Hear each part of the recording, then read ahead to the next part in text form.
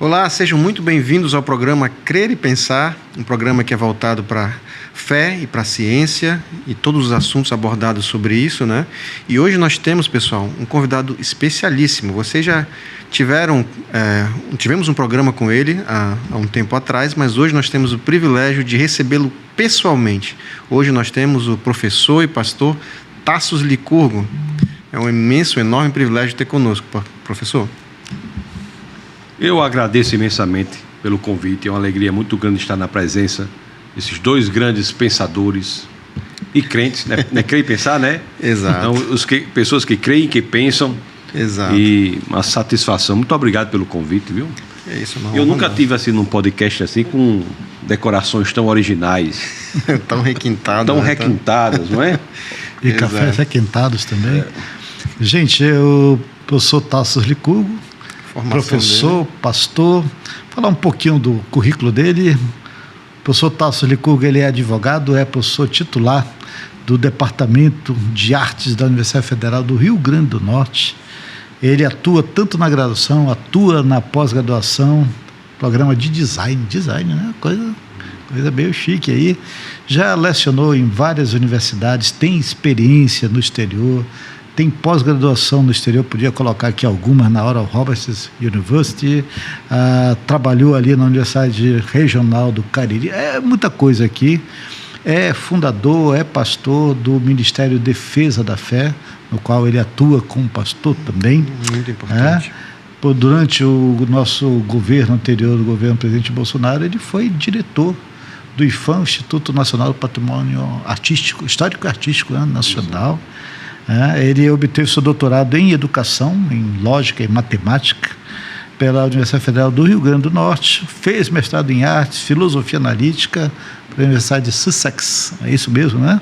Na Inglaterra, e aí por diante fez pós-doutorado em Apologética pela Oral Roberts University, em Sociologia do Direito também, na Universidade Federal do Paraná. Você fez muita coisa, meu irmão. Você fez muita coisa. Vou parar por aqui, tá? Por aqui, tem mais coisa aqui que já escreveu mais de uma dúzia de livros, diferentes tópicos, mas uma coisa é muito característico do Tassos. Ele tem um canal na internet, é alguém que está bem presente nas redes sociais, é um apologeta, na minha opinião, talvez o melhor apologeta que nós temos no Brasil hoje em dia. Consegue transitar em muitas áreas do conhecimento, tanto na parte de exatas, como na parte de filosofia, na teologia, nas artes, do direito. Então é uma pessoa extremamente preparada, tem opiniões muito fortes sobre muitos assuntos, e hoje a gente vai falar sobre um desses assuntos complicadíssimos, né, Tassos? O Tassos é um dos defensores aqui no Brasil do universo Terra Antiga, né? Terra Antiga não, universo antigo, né? E tem havido uma discussão na internet sobre isso, sobre Terra Jovem, Terra Antiga, até Terra Plana, né? E a gente vai conversar um pouco sobre isso aqui dentro. Aí, professor Tassos, esteja à vontade, tá? Esteja à vontade. Então, como é que a gente começa isso daqui, né? O universo é jovem ou o universo é antigo, né? Vamos lá começar por aí. O universo é antigo, as evidências apontam para o universo antigo, um universo de bilhões de anos, e esta perspectiva é absolutamente condizente e coerente com a interpretação literal da Bíblia, literal de Gênesis. O universo antigo é o que está descrito ali no relato histórico da criação no livro de Gênesis. O primeiro capítulo ali de Gênesis, Gênesis 1, no primeiro verso, Gênesis 1, diz: no princípio Deus criou os céus e a terra. Nós temos o verbo criar, que é a tradução do verbo bara. Em hebraico quer dizer criar tudo a partir do nada. É o que em latim ficou conhecido como criatio ex nihilo. Esse verbo criar, que em hebraico é bara, é um verbo muito específico, muito especial. Ele é um verbo econômico, né? Nem utilizado muitas vezes nas Escrituras. No capítulo 1 de Gênesis, ele aparece em Gênesis 1:1, Gênesis 1:21 e Gênesis 1:27. Porque é um verbo que denota uma ação para cuja execução é necessário tanto poder que só Deus pode ser sujeito desse verbo. Ninguém mais tem o poder necessário que a ação designada pelo verbo exige para executar essa ação. Não tem nada parecido em português, né? Português não tem, mas em latim tem. Latim nós temos uma distinção entre crear e criar. Olha só. O português, de fato, perde essa distinção e a gente fala Deus criou o universo e fala Francisco cria bode, né? Como se fosse a mesma linha, né? A mesma linha de raciocínio. Isso, mas em latim, até o latim nós temos essa distinção, ela se perde para o português de fato. E as pessoas não entendem, porque criar é criar a partir do nada. E o importante a se dizer é que essa ideia de que o universo foi criado, que Gênesis 1 traz, essa ideia, ela ingressa no universo científico pela teoria do Big Bang, em meados do século passado, que foi a teoria do Big Bang criada por um padre, né, Georges Lemaitre, que era cristão, padre.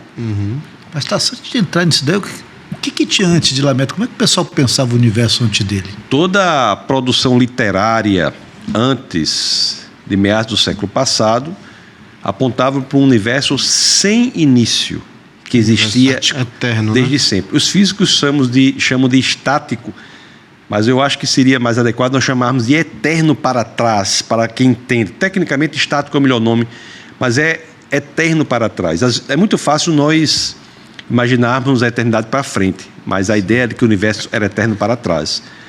Em algum sentido, por exemplo, se nós formos para os gregos, a teogonia grega, ela dizia que Demiurgo havia moldado o universo a partir de uma matéria que existia desde sempre.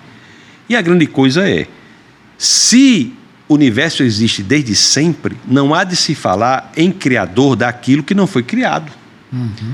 No momento em que a ciência diz, com a teoria do Big Bang, que o universo veio a existir, faz sentido perguntar quem é o criador, porque o universo passa a ser causado. Esse é o princípio básico da física, o princípio da causalidade. É o princípio de toda a ciência. Toda a ciência só funciona graças ao princípio da causalidade.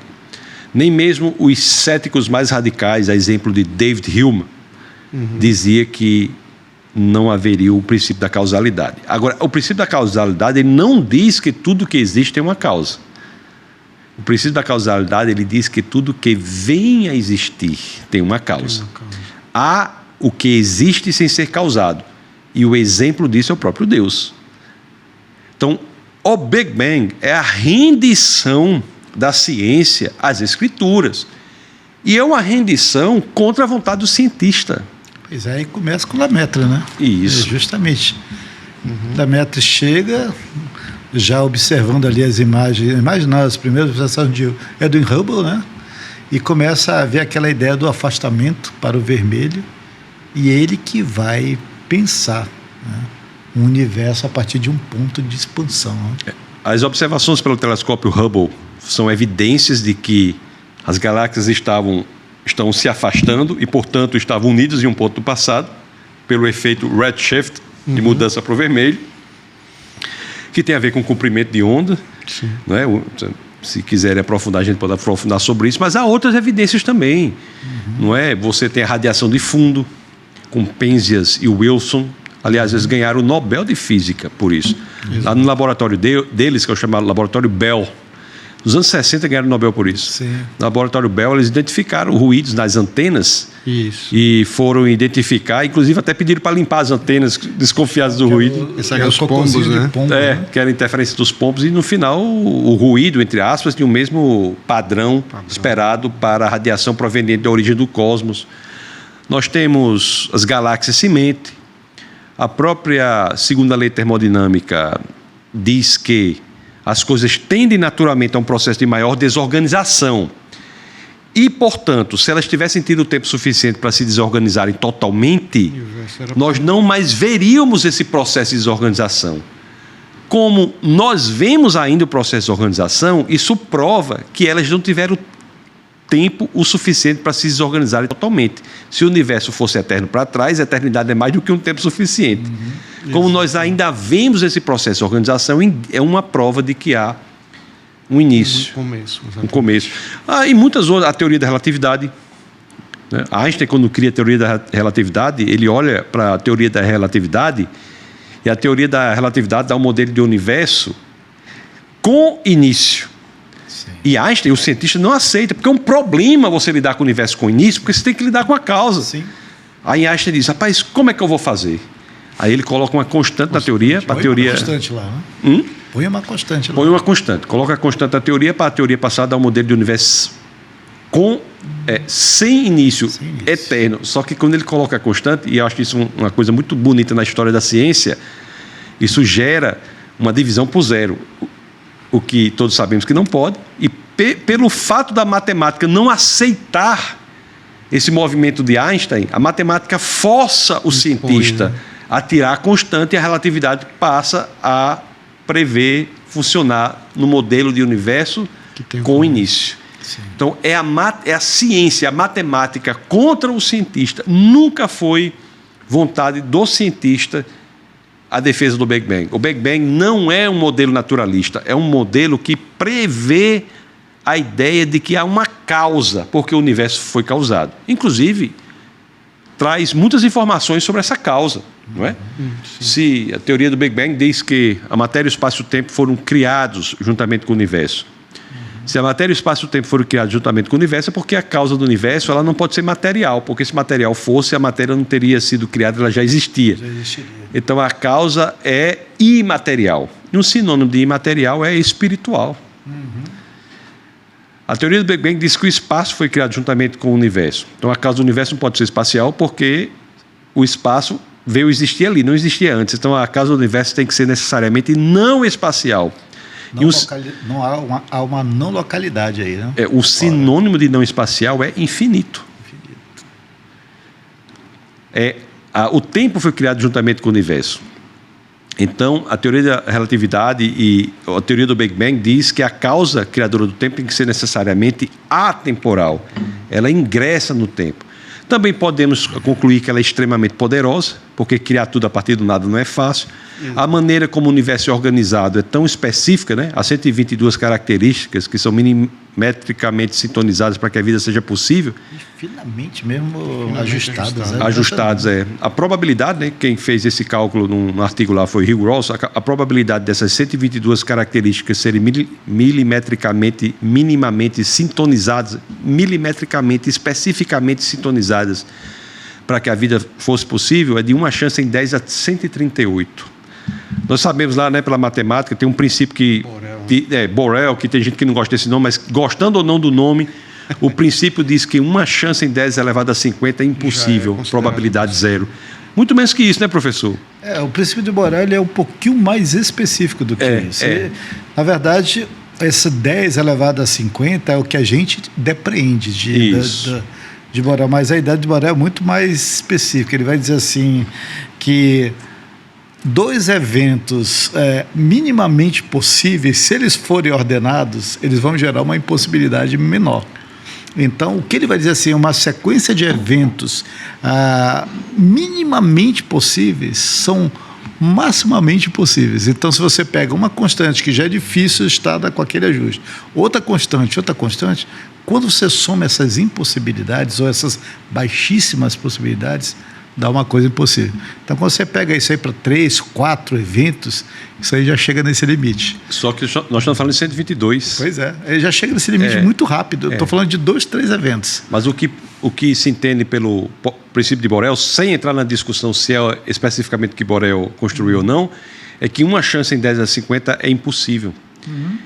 E nós estamos falando aqui de 1 chance em 10 a 138. Então, se 1 chance em 10 a 50 é impossível, 1 chance em 10 a 51 é 10 vezes possível, 52 100 vezes possível, 53 mil vezes possível, 54 10 mil vezes possível, 55 100 mil vezes possível. Onde é que nós chegaríamos quando falássemos em 138? Em 2015, eu escrevi um artigozinho só para calcular a probabilidade de uma pequena sequência de nucleotídeos, acho que 5 nucleotídeos, se encaixarem espontaneamente. Então, você tem praticamente 5 eventos.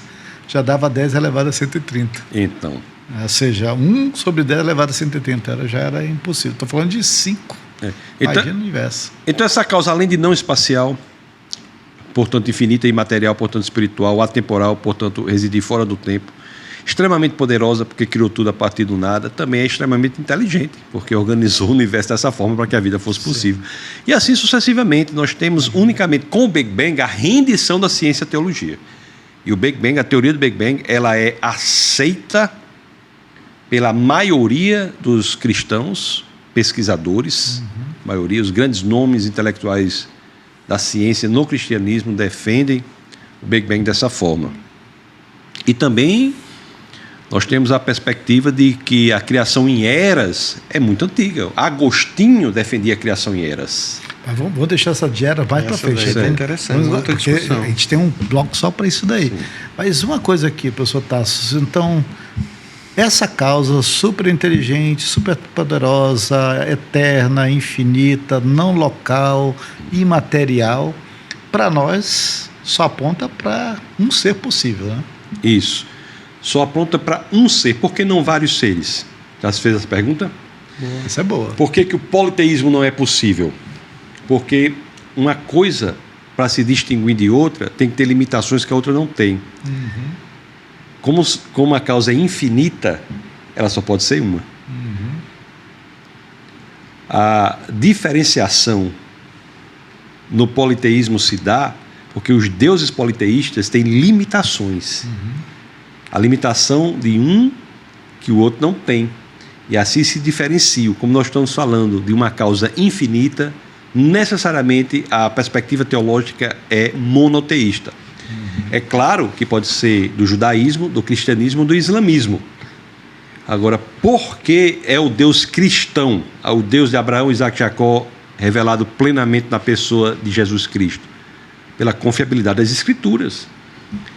Então, as Escrituras são um texto que apresentam uma confiabilidade inigualável e nos fazem escolher o modelo de mundo cristão em detrimento dos demais como uma expressão genuína da verdade, além de muitas outras coisas. Eu acho que até que faremos um outro programa sobre a confiabilidade das Escrituras, mas é a confiabilidade das Escrituras e as peculiaridades da pessoa de Jesus de Nazaré que nos fazem escolher entre os modelos monoteístas o cristianismo como a expressão genuína da verdade. O próprio Jesus disse a verdade, né? Em João 14,6. Eu sou o caminho, a verdade e a vida, ninguém vem ao Pai senão por mim. Bom, tá muito boa a discussão, pessoal, mas a gente vai dar uma paradinha bem rápida para o nosso intervalo, tá? Fiquem ligados e fiquem conosco. Até o próximo bloco.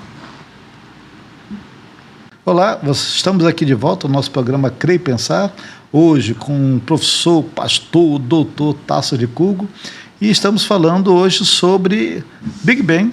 O modelo do Big Bang, será que ele é compatível com a ideia bíblica do criacionismo? Como é que Deus criou? Há vários modelos que nós podemos pensar em termos de criacionismo, e um desses modelos é o modelo universo antigo. E quem está falando conosco, Tassos Licurgo, que é um dos defensores aqui no Brasil desta linha. E, professor Tassos, né? Uma ideia vingente que tem muitas vezes hoje em dia de que a ideia de um Big Bang sempre foi uma ideia defendida pelo naturalismo, né? E que a ciência sempre se rendeu ao Big Bang. Mas no início não foi isso não, né? O Big Bang ele traz para o discurso científico o Deus criador, quando diz que o universo veio existir. Você tem o Robert Jastrow, o astrônomo, né, que era agnóstico e escreveu um livro, Deus e os Astrônomos, falando sobre este evento e dizendo que esse evento representa a rendição da ciência e teologia. Quando os cientistas, a forma que ele diz assim, ele diz que os cientistas com muito esforço, por anos, séculos, tentaram superar a montanha da ignorância. Ele diz que os cientistas subiram na montanha e escorregaram, subiam, escorregavam, até que, após muito esforço, os cientistas conseguiram chegar ao topo, ao pico, ao ponto mais alto da montanha, e quando chegam ali, que se elevam, são saudados, cumprimentados por um grupo de teólogos que estava sentado ali há séculos. Então, o Big Bang é dizer, os livros de Moisés estão corretos. Houve um princípio. Houve um princípio, houve origem e, portanto, há uma causa. O universo é causado e, portanto, há uma causa. O universo tem origem e, portanto, tem um criador. O Big Bang nunca foi vontade do naturalismo, nunca. É um erro brutal achar que o Big Bang é uma ideia darwinista confundir a origem do universo com questão da vida. Nunca foi. É interessante que o nome Big Bang ele é uma piada de mau gosto feita, né? Acho que, se eu não me engano, foi Robert Gammel, na década de 40, num programa de rádio. Que ele era um cara que era um defensor muito forte do universo estático. Ele não aceitava a ideia de um início porque tinha subjacente a ideia do cristianismo. Ele era um cara contrário. E num programa de rádio, essa teoria, isso é uma grande explosão, é um Big Bang, e aí, de forma muito chocosa, ele falou isso, e caiu. E o pessoal achou aquilo engraçadíssimo, começou a falar e acabou, com o tempo, sendo incorporado no modelo que eles não conseguiam mais tirar. E virou, quando, na verdade, o nome que a gente chama modelo padrão, né? Mas virou o modelo do Big Bang. E é interessante que foi um apelido para arrebentar a teoria do Big Bang. Isso. E se há um Big Bang, deve haver um Big Banger. Mas essa é a parte mais, vamos dizer, do ponto de vista do naturalismo científico. Mas como é que a gente vê isso do ponto de vista do criacionismo? Como é que a gente interpreta, como é que a gente correlaciona, como é que a gente infere isso daí dentro de um modelo bíblico em que alguns dizem que a Terra é muito jovem, tem 6.000 anos, e se a Terra tem 6.000 anos, o universo também tem 6.000 anos. Como é que você interpreta isso daí? A questão de universo jovem, 6.000 anos, Terra jovem, não tem nenhuma evidência para isso. É uma fé irracional.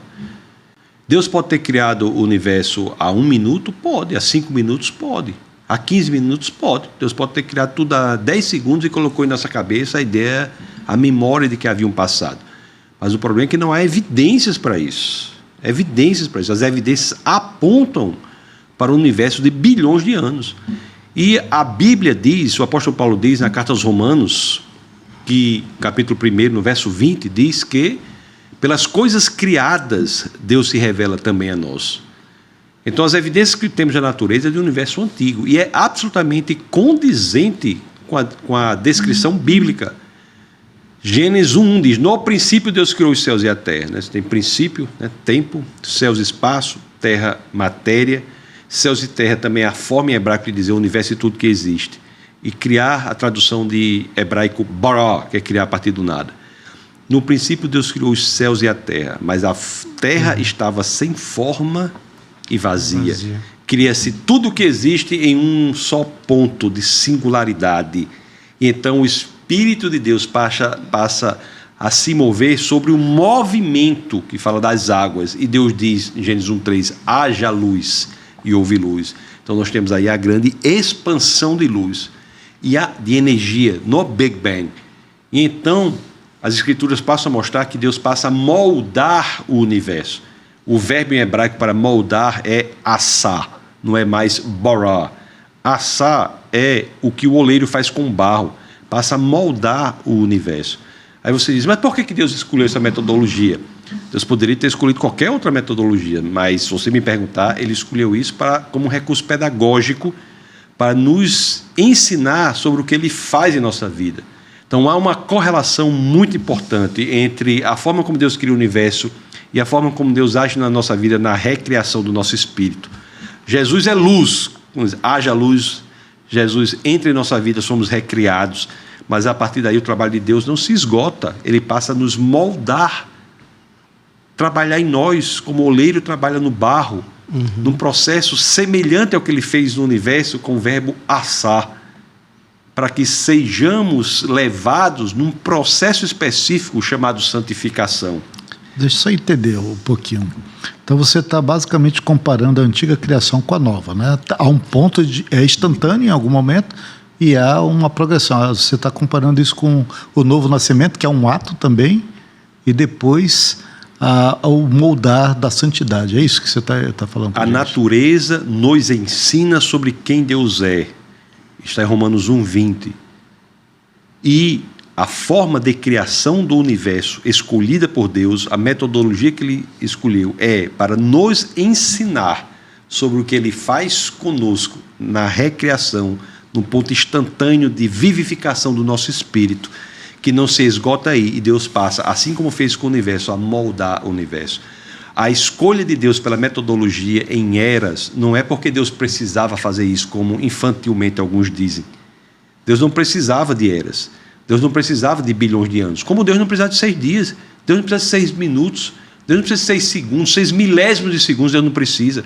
É claro que Deus escolheu aquela forma, não por uma questão de precisão, mas por outro motivo. Se você me perguntar, para nos ensinar sobre o maior milagre que pode acontecer na nossa existência, é quando a luz entra em nossa vida, que é Jesus. O haja luz entra em nossa vida.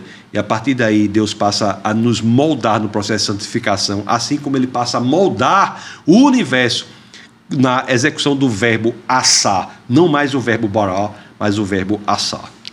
Então, professor, nesse contexto, acredito que uma das principais dificuldades que são contrários à teoria do Big Bang, eles assumem que, como pode, né, a partir de uma explosão, que é um ato de desorganização, se cria ordem, né? Então, como é que a gente consegue casar essa ideia da questão da ordem, né, que é necessário para a criação do universo, e o princípio de uma explosão, que é exatamente o contrário de ordem? A única visão do mundo que pensa que o Big Bang é uma criação e a partir daí as coisas se resolvem sem intervenção de Deus é o ateísmo, que nem criação é, ou o deísmo. Essa crítica não pode vir de um cristão. Porque o cristão entende que Deus ele sustenta o mundo e molda o mundo. Então, o fato de, por acaso, uma grande expansão na origem do cosmos não poder ter dado a Terra como ela é um indício de que não foi por acaso, que Deus esteve presente. Esse é o argumento teleológico. Do ponto de vista unicamente da probabilidade, é de fato impossível. A resposta para superar essa impossibilidade é o fato de que não é por acaso, e sim que Deus agiu. Então, essa crítica não é crítica ao cristianismo. Que o cristianismo entende que se o Big Bang fosse uma expansão de luz sem a ação de Deus, a Terra não teria sido formada. De fato, se a velocidade de expansão do universo fosse alterada em uma parte em 10 elevado a 40, no primeiro segundo da expansão, não haveria formação de galáxias, não haveria formação da Terra. É claro, isso é claro. A solução para isso é dizer que Deus ele age, assim como Deus age na nossa vida também. Deus ele não nos recria e nos abandona. Deus está conosco por meio do seu Espírito, agindo, moldando, assim como ele faz com o universo. Mas aí, esse agir e moldar tem um problema do ponto de vista do naturalismo, que eles não creem em Deus, né? E aí eles vão ter que aceitar a ideia de que esse universo sofreu alguma evolução galáctica, universal, cósmica, né?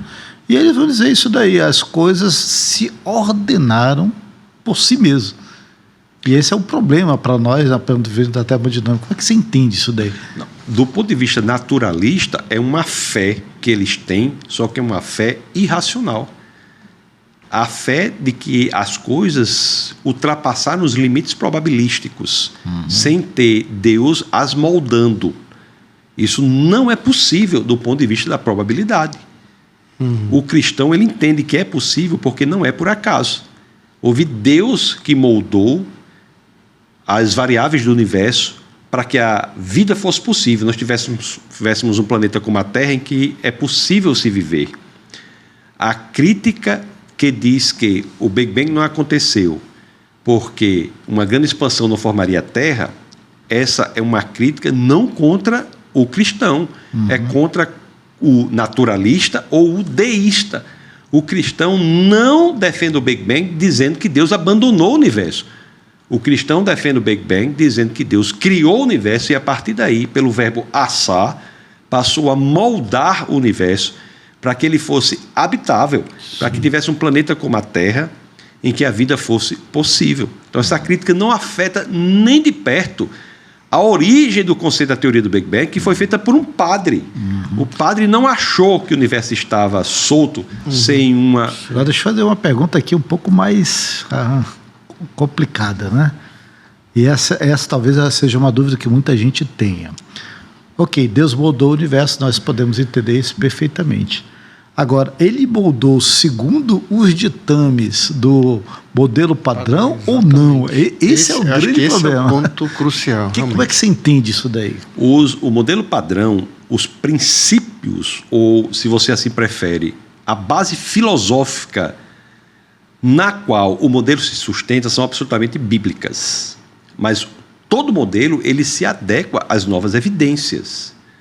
Mas toda modificação do modelo não fere de morte a base do modelo. Qual é? Que o universo veio existir. Sim, isso Não, é isso o daí ponto é ponto pacífico. Esse é o ponto pacífico. Isso daí é a rendição. A rendição. O universo teve uma origem há bilhões de anos e a partir daí Deus vem moldando.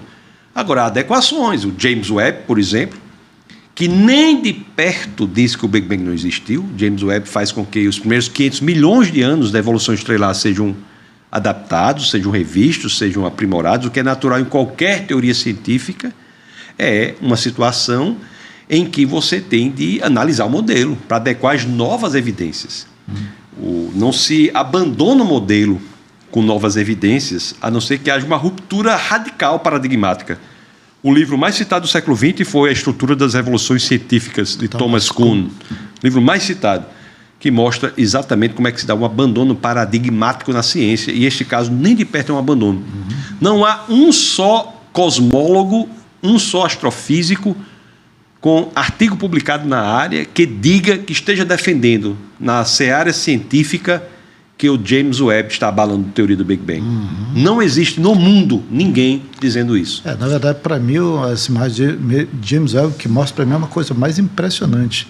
O universo extremamente jovem, há alguns bilhões de anos atrás, 12, 13 bilhões de anos, ele já estava formado, moldado. E isso, para mim, é mais impressionante, porque ninguém esperava uma coisa dessa. Há vários, não esperavam, mas várias saídas para isso. Uma delas pode ser ao que aconteceu com os quasares. Os primeiros quasares detectados eram os mais bem formados. E se achou que a teoria dos quasares estava errada, porque se detectaram primeiro os mais bem formados e nunca depois se detectaram quasares mais bem formados do que os que foram detectados no começo.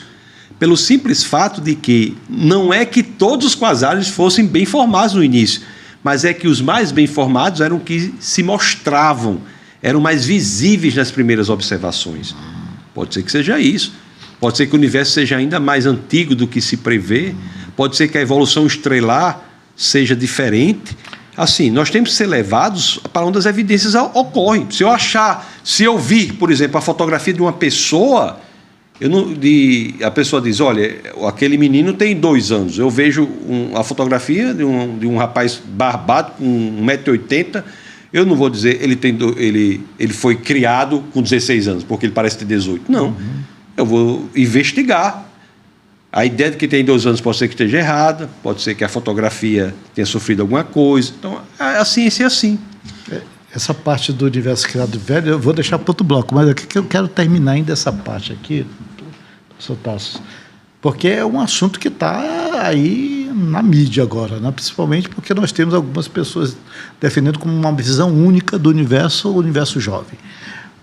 Vamos pegar um exemplo que é algo que não se consegue explicar direito em cosmologia. Como é que se cria um planeta? A evolução cósmica é algo complicadíssimo, que eles vão dizer assim, não, no início do universo a matéria estava ali nucleônica, tal, ela se condensa em algum lugar, por postos gravitacionais, que já é um problema, porque a gravidade ali ainda não tinha massa suficiente, muito fraca. Aquilo gera algumas essas nebulosas começam a girar, e essa matéria começa a se condensar, começa a se atrair e cada vez mais aumenta a gravidade.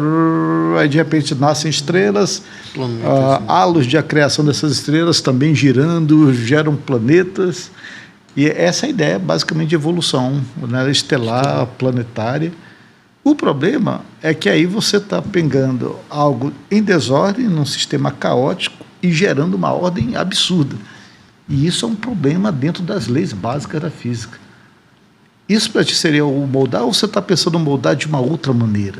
O universo, ele parece ter sido criado de acordo com a teoria do Big Bang diz, né? Havia uma singularidade, Deus diz, haja luz, começou a se expandir, Deus não abandonou o universo, o Espírito de Deus estava ali, moldando o universo pelo verbo assar, até que um planeta como a Terra fosse criado, e a partir daí houve uma nova criação, a criação da vida. Lá em Gênesis 1:27, o verbo utilizado também é bará.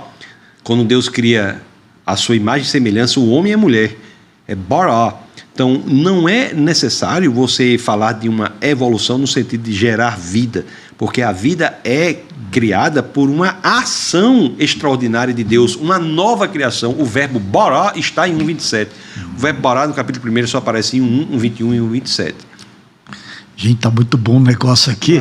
E já acabou o tempo de novo pro primeiro bloco. Rapaz, não dá, a gente não consegue nem terminar um pensamento aqui. Meus queridos, só um momentinho, voltamos já 2 minutinhos. Você está aqui no Crer e Pensar com o Dr. Tasso Licurgo, falando sobre o criacionismo, universo antigo. Fique conosco, não saia, volto já. Até mais.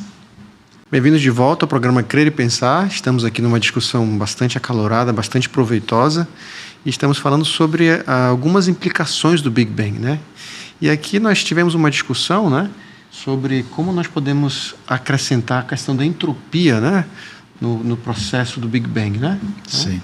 A discussão está acalorada porque estou em Manaus, tá? Aqui tem muito calor. Isso. Acalorado no bom sentido, tá, pessoal?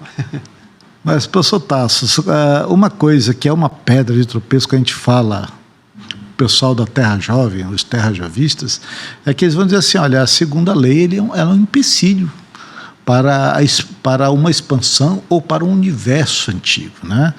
Por quê? Porque quando a gente pega o sistema de evolução estelar, isso é um problema.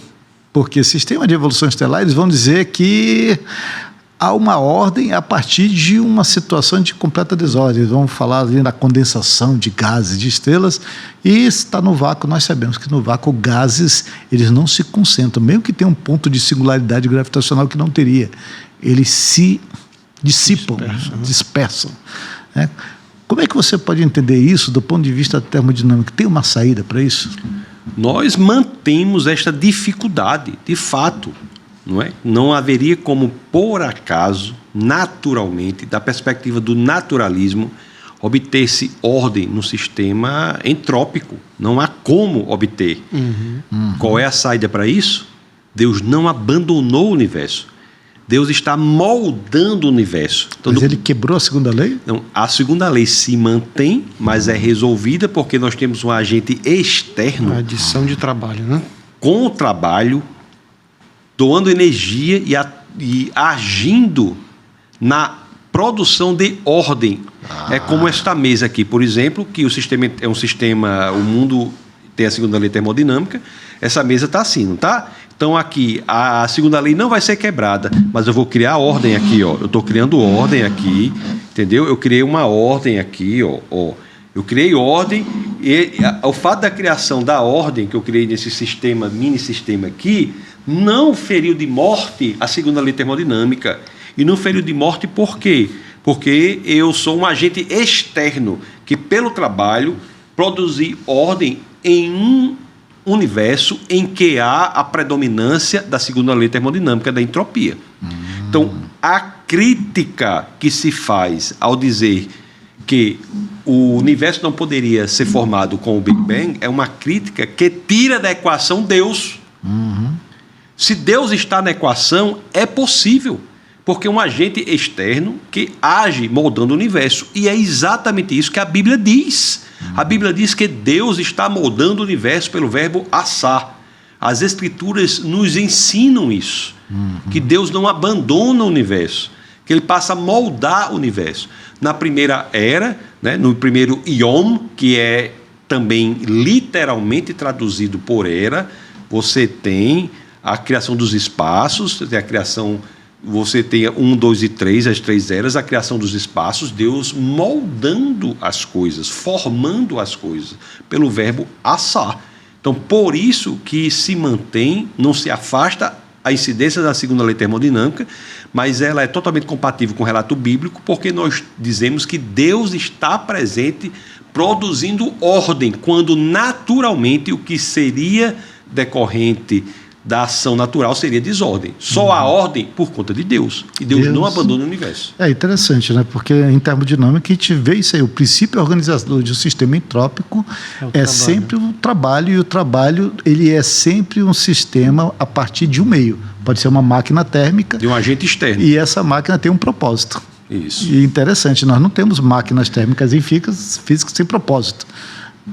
Então você está sugerindo isso. Não é preciso afastar segundo a lei termodinâmica. Quem diz que o universo não pode ter sido organizado a partir do Big Bang é porque não está considerando a equação Deus. Mas a Bíblia, se a pessoa que faz isso está afastando a Bíblia. Porque a Bíblia diz que Deus está presente, agindo pelo verbo assá. Boró é a criação de tudo a partir do nada, e a partir daí você tem o verbo de moldar. A Bíblia diz que Deus não criou tudo pronto. A terra estava sem forma e vazia. Agora, uma outra... É interessante, me permita... Sim, pois não, é interessante que até a tradução, né? Tradução feita por Jerônimo para a Vulgata, você tem a perspectiva da terra estava invisível. Sim. Interessante. O outro problema que se faz sobre a Terra Velha, né? O universo antigo, é melhor usar esse termo assim. Como é que você interpreta esses dias? Seriam eras de milhões de anos? Seriam tempos variáveis? Todos os dias têm a mesma duração? São tempos variáveis? Como é que você interpreta isso? Primeiro, não há uma necessidade de que sejam tempos iguais no hebraico. É Yom. Yom tem 4 significados literais possíveis. Pode ser dia, quando você diz nos dias de fulano. Pode ser dia de 24 horas, pode ser dia em oposição à noite. Aliás, a primeira aparição de Yom na Bíblia é dia em oposição à noite, em Gênesis 1:5. E pode ser um longo período de tempo, eras, pode ser bilhões de anos, o tempo que for. Um longo período determinado de tempo. Era. Então, Deus criou o universo em 6 eras de tempos diferentes, que é o que as evidências nos dizem. E na 7ª era, nós ainda vivemos nela, que é o dia, entre aspas, do descanso do Senhor. Tanto é assim que você tem, foi a tarde e amanhã, foi o primeiro dia, foi o segundo dia, terceiro, quarto, quinto, sexto, e você não tem o 7º dia, nós vivemos nele. E há pessoas que dizem, não, esse dia aí, esse Yom, é 24 horas, porque diz, foi a tarde e amanhã. Ora, meus queridos, não preciso dizer muito, basta você pensar um pouco, tarde e manhã não dá 24 horas. E então, tarde e manhã, uma tarde e manhã dá 24 horas?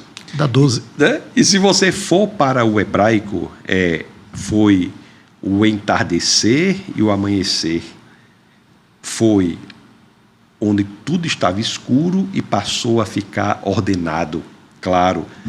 Então, os 6 períodos são os períodos em que Deus age ordenando o mundo, exatamente está dizendo exatamente a função que ele faz para conseguir ordem no sistema em que tende a desordem, ou, dizendo de outras palavras, no sistema entrópico.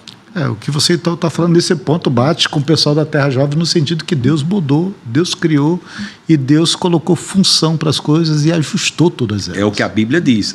Terra Jovem é minoritaríssima, quase ninguém fala isso. Quase ninguém, é uma coisa assim insignificante que fala isso no mundo. É muito pouco. No Brasil nós tivemos um nome muito importante, né, o professor Adalto Lourenço, que faleceu infelizmente recentemente, que defendia essa ideia. Mas fora eles, alguns discípulos, mas não tem isso, no mundo não é feito. Você vê Norman Geisler, Frank Turek, William Lane Craig, Hugh Ross, que é doutor em astronomia. Você não tem nenhum cristão cosmólogo astrônomo que trabalhe profissionalmente, que tem artigos publicados que defenda algo. Por quê? Porque não há evidências. Mas que Deus poderia, mas não há evidências para isso. Professor Tasso, essa já é uma pergunta meio pegadinha aqui, né? Tem a turma que defende o universo jovem com aparência de velho, que Deus criou o universo, ele é bem jovem, mas ele criou com todas as características de velho, ele criou o universo velho jovem. Como é que você interpreta isso? Matrix. Matrix. Pode ser, mas não tem evidências. Não tem evidência. É uma fé irracional. Não tem evidência. Porque se você tem evidência para o universo antigo, você vai dizer, não, é evidência que tem uma aparência de ser uma evidência para o universo antigo. Então você entra num mundo fictício. Na questão das próprias características desse Deus. Isso bate com o caráter de Deus de mostrar uma coisa sendo outra, Pois né? Eu fico sempre pensando, porque isso foi uma época da minha vida cristã que o pessoal veio muito forte. Eu cheguei a pensar, Deus pode ter criado o universo já antigo, velhinho, com todas as características de velho. Eu lembro que tinha um pessoal que dizia assim, até a luz, Deus já criou a luz em trânsito. Então, às vezes eu estou muito longe, mas já chegou com a luz aqui. E eu lembro que na época isso foi um problema para mim em ciência, porque eu disse, bem, se isso é verdade, então tudo que eu sei de ciência, ela passa a não ter credibilidade. Eu não sei mais direito. Porque se eu olho para uma rocha, essa rocha, tudo que eu entendo de evidência pode ter alguns milhares ou milhões de anos, mas que Deus já criou com aquela idade e eu não tenho como descobrir, então a ciência, em termos de metodologia dada por Deus para nós homens, ela perde a validade. Né? É interessante que alguns dizem assim, Deus não criou Adão já velho, então Deus criou o universo como se isso fosse um argumento suficiente. Mas se nós fôssemos investigar Adão, nós chegaríamos à conclusão que ele teria sido recentemente criado. A célula de Adão, a ausência de marcas de tempo e tudo mais. Mesmo Adão, se a ciência fosse investigar Adão, chegaria à conclusão que Adão era alguém que recentemente havia sido criado. Adão tinha umbigo ou não? Essa daí é outra boa pergunta, né? Vou deixar para outra hora. Mas, professor, tem uma outra pergunta voltando sobre a questão do Big Bang, né? O que era em voga, o que era discutido antes do Big Bang do ponto de vista cristão? Como os cristãos enxergavam o começo de tudo antes dessa hipótese do Big Bang? Muitos entendiam que havia uma discrepância absoluta, não é? Entre a fé e a ciência. Se promovia uma ideia de que ciência não se mistura com fé, que fé é uma coisa, ciência é outra. O que mais ou menos alguns defensores hoje fazem na Terra Jovem, dizendo que o que a ciência aponta, o que os cosmólogos estão dizendo, os astrônomos, astrofísicos estão dizendo, você desconsidera tudo aquilo por uma interpretação errada das Escrituras. O que se fazia era isso, até que se viu que, na realidade, a ciência se rendeu ao que as Escrituras diziam, graças às evidências que apareceram. A história da teoria do Big Bang é uma história belíssima, né? A história da rendição da ciência à teologia, quando as pessoas antes estavam debatendo. Agora eu tenho que lhes dizer, os estudiosos das Escrituras sempre diziam que eram eras, os maiores estudiosos. Eu vou citar Agostinho, o maior teólogo que já existiu. Se você me perguntar qual é o grande livro de cristianismo, excetuando-se, claro, os inspirados, eu diria as Confissões de Agostinho. Agostinho inaugurou um novo estilo literário, que é a autobiografia. Inaugurou um estilo literário. Agostinho cria nas eras. Não tem a percepção do Big Bang, mas cria em eras. Você pega Spurgeon, o príncipe dos pregadores, cria em eras. Então, esse é o normal, porque Yom aceita essa interpretação. Moisés não tinha nenhum outro nome para escolher. Tem gente que alega outro nome aí, mas que quer dizer tempo eterno, perpétuo. Isso não é o que está se dizendo com Yom. E mesmo que tivesse outro nome, ele não era obrigado a escolher.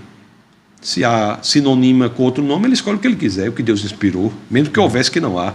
Então, antes que havia essa discrepância, por um lado, e não sem que os teólogos entendessem, os mais estudiosos, como Agostinho e Spurgeon, por exemplo, entendessem que Yom representava, sim, um longo período de tempo. Nós vivemos num país, basicamente, que a única visão criacionista é o terrajovismo. Isso é uma coisa interessante. Ela é quase que hegemônica no país.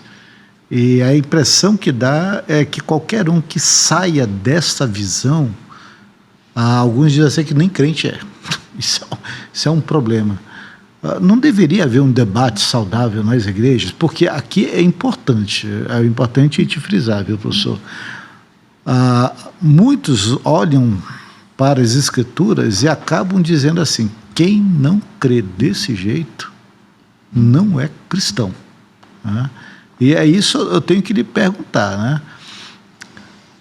O senhor crê que o Gênesis ele é verdadeiro? Porque tem gente dizendo que o Gênesis não é factual, não é histórico, não é nada.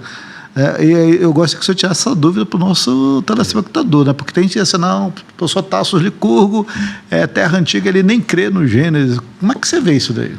Eu defendo a interpretação literal de Gênesis. Histórico. Que o Gênesis é um relato histórico da criação. Agora, é claro, a literalidade diz respeito ao original. A tradução de Yom por dia tem uma carga interpretativa já aí na tradução. Se você for para a literalidade de Yom, você vai ter 4 interpretações literais possíveis. E Era é uma delas. Era é uma delas. Deus criou o mundo, Deus criou o homem do barro, Adão e Eva, a árvore do bem e do mal. De repente, tudo você crê nisso daí. Né? Eu creio sim. É claro que a literalidade é aplicada da forma que você aplica a qualquer livro. Em João 14,6, quando Jesus diz: eu sou o caminho, a verdade e a vida, eu sou o caminho. Você não vai entender que Jesus é feito de paralelepípedo. O caminho é outra coisa. A interpretação literal nos dá a ideia de entender o que a pessoa está falando ali.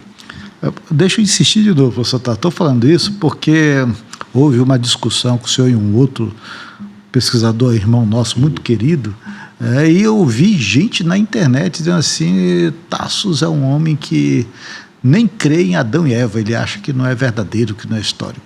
Eu gostaria que o senhor falasse. Não, quem diz isso não está fazendo uma crítica correspondente à verdade, não é? É fruto de ignorância achar que o Big Bang representa uma adesão à evolução darwiniana. Naturalista. Isso, né? Naturalismo. Isso não tem nada a ver uma coisa com a outra. O homem é criado como uma ação sobrenatural de Deus, o verbo bara. É ignorância científica correlacionar o Big Bang à evolução de Darwin. É ignorância científica histórica. É ignorância ou é erro mesmo? Eu não sei, né? É um erro, né? Se você faz uma correlação errada, não é ignorância, é burrice. Né, é erro. Dizer que, por exemplo, a adesão do Big Bang é a adesão a Darwin, ou dizer que a interpretação de Yom como Era é uma concessão ao darwinismo, quando Agostinho já defendia isso. Agostinho era darwinista. Então. Pois é, como é que pode? O maior teólogo anterior. Spurgeon também era, pelo jeito, né? Completo anacronismo, e tantos outros, os maiores cientistas. É importante que se diga isso no Brasil. As maiores mentes cristãs na ciência defendem o Big Bang, como a rendição da ciência à teologia. Hugh Ross é o melhor exemplo. Ele é pastor, doutor em astronomia. E tem gente que confunde ainda com evoteísmo, né? Se você é do Big Bang, você é evoteísta. Pois é. Ainda tem isso. Mas aos poucos, né, com respeito, moderação, equilíbrio, nós estamos colocando uma posição, e seria interessante sim que houvesse o diálogo respeitoso, né, com base nas evidências entre essas teorias, porque o cristianismo é a única visão de mundo genuinamente ortodoxa, em que permite a busca pela ortodoxia, que é opinião reta. Gente, a gente está quase chegando no fim. Professor Tassos, temos aí mais uns 3 minutinhos. Queria que o senhor colocasse suas considerações finais sobre o tema. Gente, estamos falando hoje sobre criacionismo terra antiga, criacionismo, tá? Não naturalismo, mas criacionismo terra antiga, com talvez o maior defensor do nosso país nessa linha, o professor doutor pastor Tassos Licurgo. Suas considerações. Eu agradeço mais uma vez imensamente pela honra e oportunidade de estar aqui presencialmente, né, com vocês na cidade de Manaus. Cidade maravilhosa, uma cidade bem única, né, que demonstra quão maravilhoso nosso país é, aqui nessa floresta, uma maravilha, uma alegria. Dizer a todos vocês que queiram me acompanhar, procurem lá no Instagram, Tassos Licurgo. Também tem uma plataforma agora chamada defesadafé.com. Opa, mesmo? Defesadafé.com, uma nova plataforma que vocês podem entrar também. Mas só pode entrar... terra antiga ou pode ser terra jovem também? Não, na realidade, para ser bem honesto, eu não estou nem aí se a pessoa quer que a terra é jovem ou a antiga. O que eu tento defender é que é um erro intelectual dizer que a terra e o universo antigo não são bíblicos. Isso é errado. Se você pessoalmente quiser crer que a terra tem 5 minutos, 1 minuto, fica à vontade. Agora, o que é erro é dizer que o universo de bilhões de anos não é bíblico. Isso aí é um erro intelectual que precisa ser demonstrado. Bom, muito obrigado, professor. Bom, então encerramos agora mais um programa Crer e Pensar. Agradecemos a audiência de vocês por estarem nos acompanhando até aqui e desejamos que possa ser útil para vocês aprofundarem mais os estudos, a discussão, né? E, acima de tudo, ajudar no crescimento espiritual, né, de cada um de vocês. Muito obrigado e até a próxima. Até a próxima. Nós vamos ter mais um programa do Dr. Tassos, viu? Ele está aqui em Manaus, a gente vai sugar esse homem até... Fiquem ligados na nossa programação, lá na playlist, viu? Um abraço. Até o próximo programa. Ótimo, gostei demais. Foi a